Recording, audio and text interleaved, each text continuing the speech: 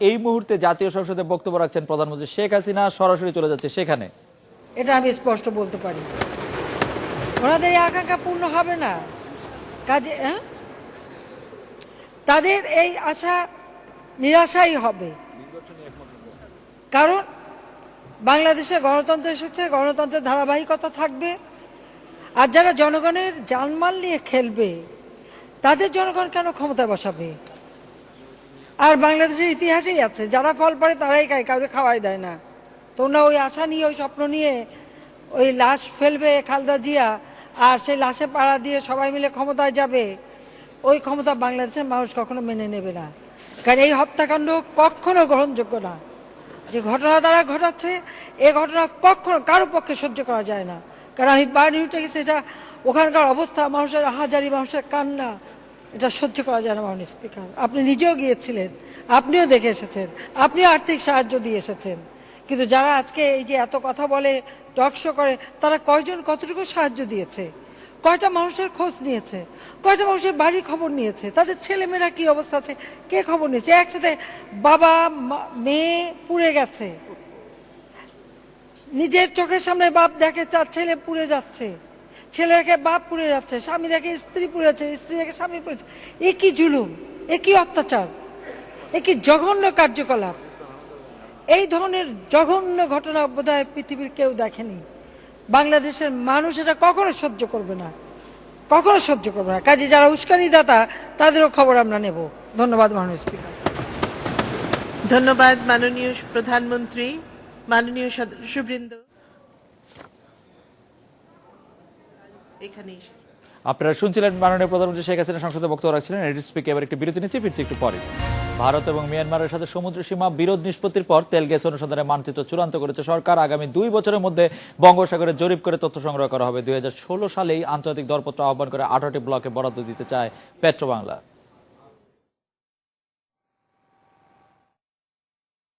Myanmar এবং ভারতের সাথে সমুদ্রসীমা বিরোধ নিষ্পত্তির পর নতুন সম্ভাবনার দ্বার খুলে গেছে বাংলাদেশের সমুদ্র এলাকায়। সেই সম্ভাবনাকে কাজে লাগাতে তেলগ্যাস অনুসন্ধানে নতুন করে মানচিত্র তৈরি করেছে সরকার। নতুন মানচিত্র অনুযায়ী 18টি নতুন ব্লকের জন্য 2016 সালে আন্তর্জাতিক দরপত্র আহ্বান করা হবে। মিয়ানমার এবং ভারতের সঙ্গে সমুদ্র সীমানা নির্ধারিত হয়ে গেছে এবং এর ভিতরে নির্ধারিত হওয়ার পর আমরা ব্লকগুলোকে রিডিজাইন করেছি। রিডিজাইন করার পরে পুরা ব্লকের উপরেই আমরা এখন এই রাউন্ড বিডিংয়ে যাব। পেট্রোবাংলার কর্মকর্তারা জানান, এবার ভিন্নভাবে ব্লক বরাদ্দ দেওয়া হচ্ছে। আগে সাগরের 18টি ব্লকের দ্বিমাত্রিক বা 2D সাইসমিক জরিপ করবে আন্তর্জাতিক প্রতিষ্ঠান। সেই জরিপের রিপোর্টগুলো বিক্রি করা হবে আন্তর্জাতিক তেল কোম্পানি আইওসিগুলির কাছে। এর মধ্যে ব্লক বরাদ্দের সব প্রক্রিয়া শেষ করা হবে। যারা সিলেক্টেড হবে তারা অফশোর এলাকায় 2D সেসমিক সার্ভে করবে, করে নিজের খরচেই করবে তাদের ইয়েতে। তারপরে সেটা ইন্টারেস্টেড আইওসির কাছে, ইন্টারন্যাশনাল অয়েল কোম্পানি যারা আছে ইন্টারেস্টেড, তাদের কাছে বিক্রি করবে। আমরা তো আশা করছি যে 2016 ভিতরে আমরা নেক্সট রাউন্ড বিডিংটা করতে পারবো আর কি। কর্মকর্তারা জানান, ব্লক বরাদ্দের জন্য উৎপাদন বন্টন চুক্তি পিএসসির সংশোধন করা হচ্ছে। তবে বড় ধরনের কোনো সংশোধন হচ্ছে না বলে জানিয়েছে পেট্রোবাংলা। বড় ধরনের চেঞ্জের এই মুহূর্তে আমরা কিছু করছি না। আন্তর্জাতিক দরপত্রের মাধ্যমে 2008 সালে 2টি এবং সর্বশেষ 2012 সালে গভীর সমুদ্রে 3টি ব্লক বরাদ্দ দেওয়া হয়। কিন্তু সেই ব্লকগুলো থেকে এখনও ইতিবাচক কোনো খবর দিতে পারেনি আন্তর্জাতিক তেল কোম্পানিগুলো। Shahid Siddiqui, independent news, Dhaka. এখন আমাদের সঙ্গে আছেন জ্বালানি বিশেষজ্ঞ ডক্টর তামিম। প্রথমেই তার কাছে জানতে চাইবো যে 2016 সালে আন্তর্জাতিক দরপত্র আহ্বান করে 18টি ব্লক বরাদ্দ দিতে চাইছে পেট্রোবাংলা। আপনি নিশ্চয়ই জানেন যে নতুন মানচিত্র করা হয়েছে। সেই নতুন মানচিত্র সমুদ্রসীমা বিরোধ নিষ্পত্তির পর সেই মানচিত্র আপনি দেখেছেন কিনা, এবং এই ব্লক বরাদ্দের যে প্রক্রিয়ার মধ্যে দিয়ে পেট্রোবাংলা যেতে চাইছে তাকে আপনি কিভাবে মূল্যায়ন করছেন? আপনার পর্যবেক্ষণটা শুনতে চাইছিলাম স্যার।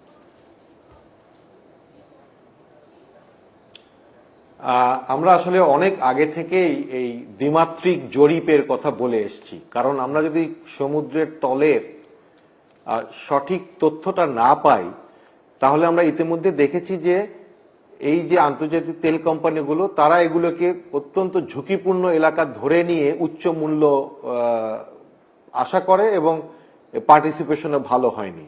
বর্তমানে পেট্রোবাংলা যে পদক্ষেপটা নিয়েছে আমি মনে করি এটা সঠিক পদক্ষেপ।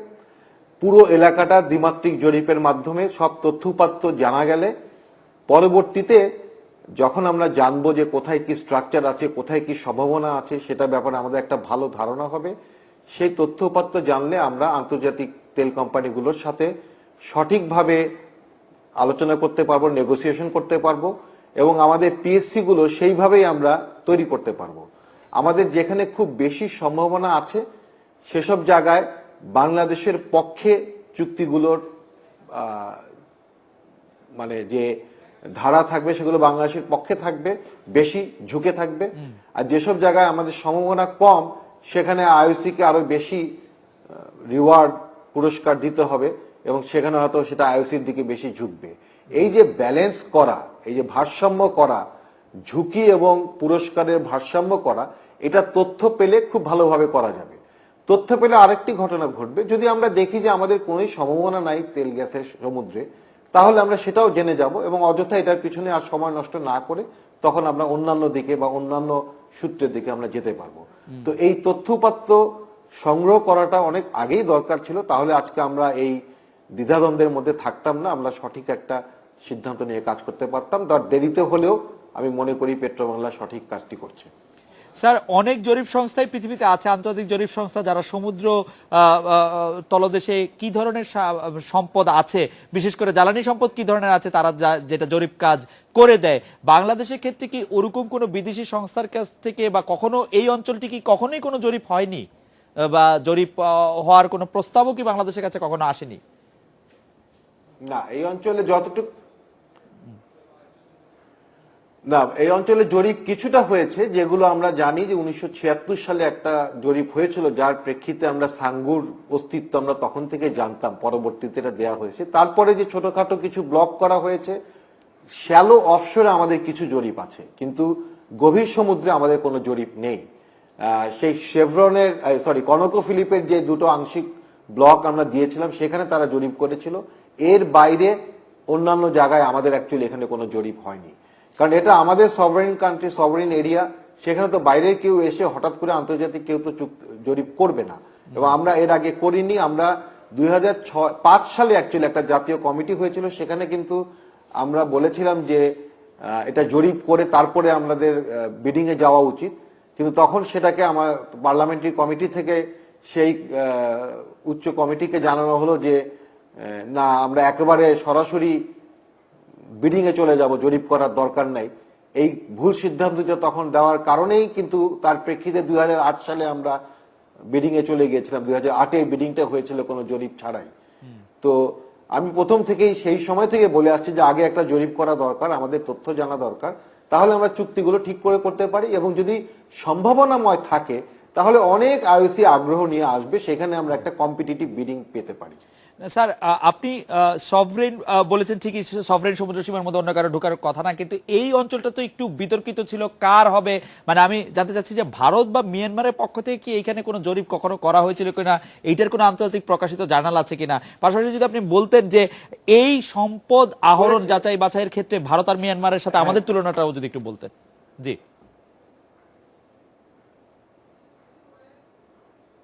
অ্যাকচুয়ালি ভারত থেকে করেছে কিনা জানি, তবে মিয়ানমার 2008 সালে তারা কিছু জরিপ করেছিল। এর পাশাপাশি আমাদের ওরা যে ক্লেম করেছিল তাদের সমুদ্র সীমা, সেটার প্রায় কাছাকাছি এসে তারা কিছু জরিপ করেছিল। সেইখানে বাংলাদেশি নৌবাহিনী জাহাজও চলে গিয়েছিল 2008 সালে, আমার মনে আছে। তো মিয়ানমার করেছে, তো মিয়ানমারের সেই তথ্য তো অ্যাকচুয়ালি আমরা জানি না, সেটা মিয়ানমারের কাছে আছে। আর কিন্তু এখন আমাদের নিজস্ব এলাকার মধ্যে অ্যাকচুয়ালি এর আগে কখনো জরিপ হয়নি। ভারতীয় দিকে এদিকে হয়েছে কিনা আমি ঠিক নিশ্চিত না, হয়তো হয়ে থাকতে পারে, কিন্তু আমাদের এলাকায় সেটা হয়নি। স্যার, অর্থনৈতিক দিক দিয়ে এই সমুদ্র সীমার মধ্যে আমরা যে নতুন সমুদ্র সীমাটা পেয়েছি, তার অর্থনৈতিক গুরুত্বের বিবেচনায় তার সর্বোত্তম সিনারিওটা কি আর সর্বনিকৃষ্ট সিনারিওটাই বা কি? স্যার, একটা কি অনুমান ভিত্তিক একটা ইয়া করা যেতে পারে যে আমরা আসলে অর্থনৈতিকভাবে কতটা লাভবান সর্বোচ্চ হতে পারি বা এটা আসলে খুব ডিফিকাল্ট বলা, তবে এটা অ্যাকচুয়ালি কোয়ান্টিফাই করা, কোনো নাম্বার দিয়ে বা কোনো সংখ্যা দিয়ে এটাকে কোয়ান্টিফাই করা খুব ডিফিকাল্ট। একটা জিনিস আমরা বলতে পারি, ভারতীয় সাইডেও যদি আমরা দেখি, কৃষ্ণা গোদাবরী ওই একই ধরনের ডিপোজিশনাল এনভায়রনমেন্ট, অর্থাৎ এখানে যে পলি জমেছে এবং ধীরে ধীরে শিলার স্তর তৈরি হয়েছে, যার প্রেক্ষিতে এখানে তেল গ্যাস পাওয়া গেছে, এবং মিয়ানমারে যেখানে পাওয়া গেছে, আমাদের ডিপোজিশনাল এনভায়রনমেন্টও মোরলেস একই রকমের। সো এন্টায়ার এই বেল্টটাতে মিয়ানমার থেকে শুরু করে বাংলাদেশ ধরে নিয়ে ভারতীয় এলাকা নিচে দিয়ে নেমে যায় যদি আমরা, এই এলাকাটার ডিপোজিশনাল এনভায়রনমেন্ট মোটামুটি কাছাকাছি একই রকমের। তো যেহেতু আমাদের এখানে সাঙ্গুতে একটা পাওয়া গেছিল, ওদিকে মিয়ানমারে পেয়েছে A1 ব্লকে, যেটা ওরা পেয়েছে, যেটা আমাদের সীমানা বেশি দূরে নয়, প্লাস ওদিকে কৃষ্ণা গোদাবরীতে রিলায়েন্স এবং অন্যান্যরা পেয়েছে। তো এই সব যদি আমরা চিন্তা করি তাহলে সম্ভাবনা আছে আমি বলবো। তবে তেল গ্যাসের ব্যাপারে এগুলি আসলে সবই স্পেকুলেশন, সঠিকভাবে বলার মতো তথ্য আমাদের নেই। প্রফেসর আমি সর্বশেষ জানতে চাইবো যে পেট্রোবাংলা এখন যে উদ্যোগ নিচ্ছে, আপনি কি মনে করছেন যে এই উদ্যোগটার মধ্যে আরেকটু স্পিড আপ করা দরকার, নাকি গতিটা ঠিকই আছে? আমার কাছে মনে হচ্ছে যে না, একটু ঢিলে ঢালা ভাবে এগোচ্ছে পেট্রোবাংলা। আপনি কি মনে করেন স্যার?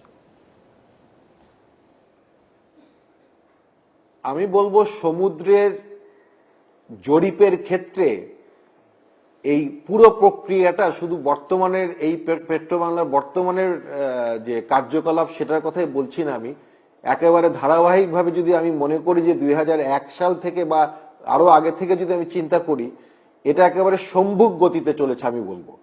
মানে কাজগুলো শুধু গতকাল না, গত পরশু বা তার আগে হওয়ার দরকার ছিল গতি দেখে যদি আমরা চিন্তা করি। তো অবশ্যই এটা অত্যন্ত দ্রুততার সাথে সব ধরনের